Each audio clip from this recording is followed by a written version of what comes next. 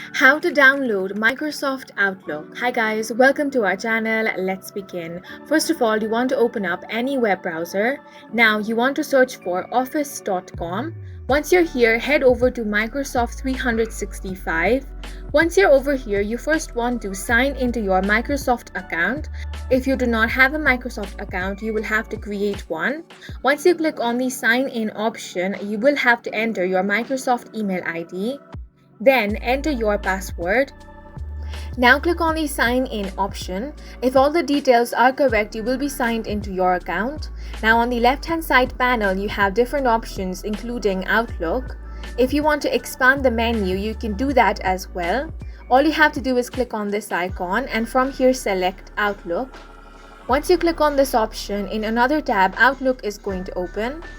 Here, if you have already signed into your Outlook account, it's going to open up in this way. Now you can simply use it from the browser.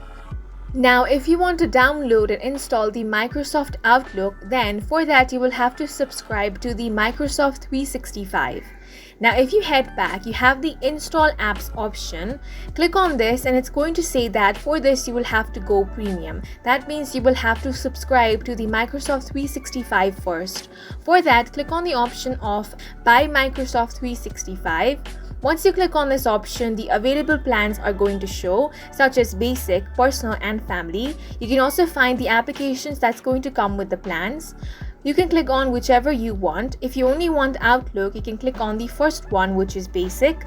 Click on the option of Buy Now. Once you click on Buy Now, you're going to find some other information about this plan. Now you will have to enter your payment method. Once you have entered your payment method, click on the next option.